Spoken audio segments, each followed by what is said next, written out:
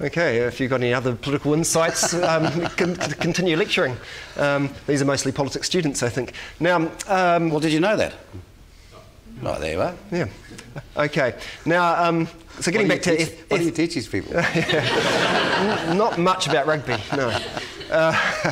So getting back to ethnicity and race issues, I mean, it's been quite central to a lot of your political career, and you've made a lot of ground on it, and apart from, I guess, maybe some of your immigration views, which I find a bit reactionary, frankly, I've actually been quite interested in your views on the treaty industry and race relations, and I think you have a deeper understanding of some of these issues than you're commonly given credit for. So I'm just wondering, in the last few years, how's your view of things changed? I mean, we've got a Māori party in government. We've got, well, we've talked about the Mana party and the Māori party. I mean, well, are things getting better or worse? Things are getting, in my view, much worse, and I'll tell you why. First of all, if your excuse for the impediments in your progress is racism, then you're beaten before you start. And that's where far too many have been trained, sadly, in our universities and education institutions to find an excuse before they even get going. Now, you know, Buck Shelford was a great All Black captain, but he never went around saying, "Don't tackle me too hard, I'm a Maori." And that goes for life itself. You're in the game, not competing against the rest of New Zealand, you're in the business competing against the best in the world. And it doesn't matter what your background is, that's where we stand. And I accept the globalist argument at the back on that score. So the first thing that Māori need to realise, and in my view, is the glory of their past, and to capture it even in post-European times in understanding the essence of that enormous success and how you can take tried, true principles of success and use them in a modern setting in 2011 and on. That's not what's been told. The second thing is the treaty of Waitangi has become an industry based on the what I've called the sick white liberal response of agreeing that the Treaty of Waitangi has principles, and yet you cannot find one person at Otago University, Victoria, Canterbury, or anywhere else in this country, and Auckland included, in any department who can tell you what those principles are. Yet they have court decisions, we have every council, every local body, every institution has got a treaty principles section. Yet not one can tell you what that is. I'm sure there's some students here studying well, law. They might have a go at it, but they can't tell you. Hang on, let me finish this here. You remember in the United States in past times there was a movement called Know-Nothingism? Well, if you study American history, you'll remember that. And that's what we've seen in this country. So you've got treaty principles that no one can understand, no one can articulate, no one can agree upon, but from the Supreme Court downwards now we're applying it. This is tragic for my country.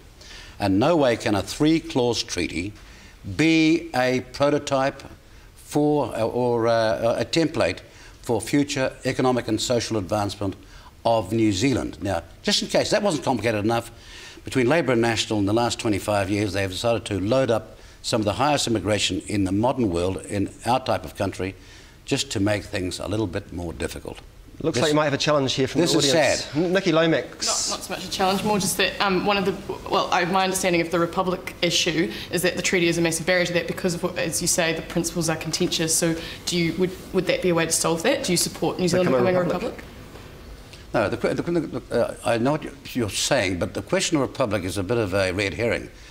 The question of republic or a monarchy should be after a 2-year, properly financed debate decided not by parliamentarians or by a group of so-called eminent persons, whoever they might be, but by a referendum. So, well, a constitution then or something. Do you think there should be some kind of massive reform so that we could figure out what the principles of the treaty should be for a modern New Zealand society? Well, if you ask me who had the superior system of laws, the United States or the UK, I'd go for the UK any day of the week, and they have an unwritten constitution just like us.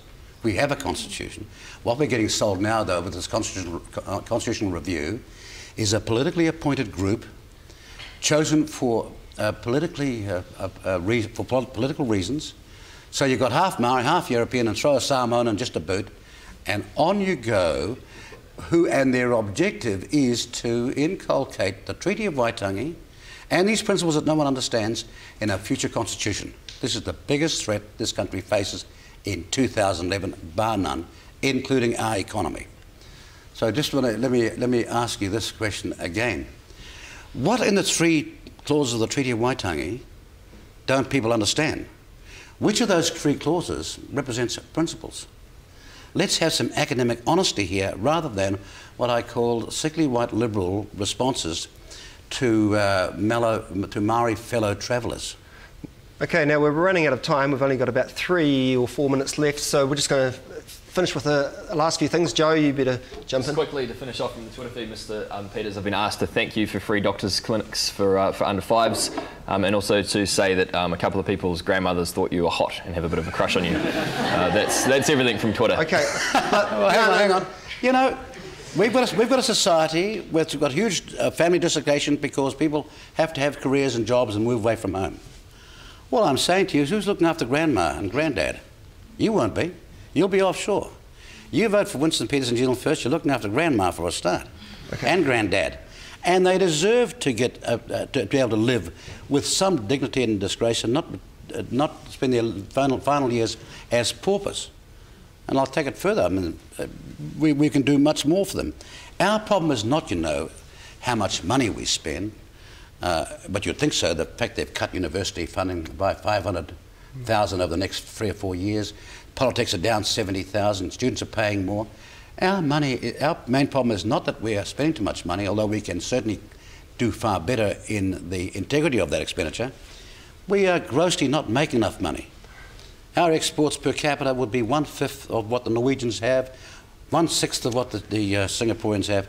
We have got to have a proper economic debate and not allow this shallow, what I might call Fox News type debate happen in our country in 2011. Speaking of Fox News, we've got a journalist actually that has tweeted asking what's happened to the Susan Couch Trust, and he notes that they've only paid $1,000 out in the last year or something.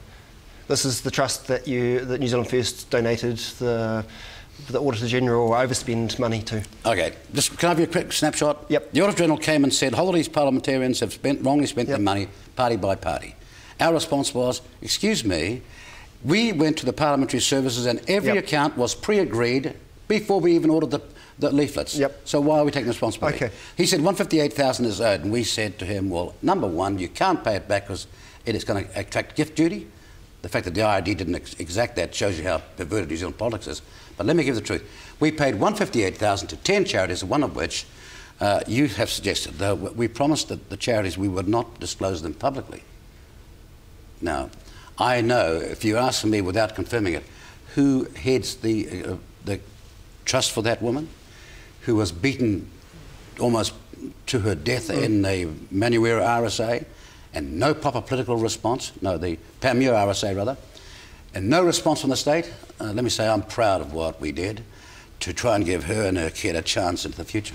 Okay, now one other thing. And I wish the National Party would not keep running around saying I didn't pay the money back. Okay, I think this was a News Talk ZB journalist wondering where the money is. But well, how experienced is that journalist? I don't know. Now, is he struck down with amnesia or what? Okay.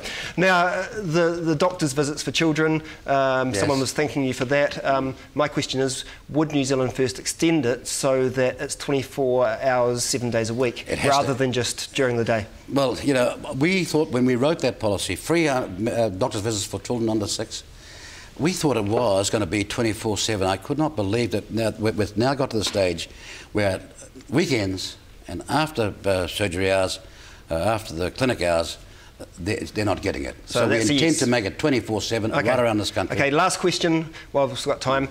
Favourite Prime Minister? Who's the best Prime Minister we've had in recent decades? You'd have a hard job. The biggest job would be between Fraser and Holyoake. I thought you'd say Holyoake, but okay. Well, no, Fraser was an immensely capable man. You know, a lot of your views are coloured by the bias of your peer or parental prejudice on politics. But as you grow up, you realise, God, that guy was pretty impressive. Nothing like that today, I might add. Okay, unless you get back in November 26. Okay, well, thanks everyone for coming. Well, don't forget the slogan, though. Right? We win, you win. Okay, well, that sounds like a good place to end. Thanks, Mr. Peters. Thank you.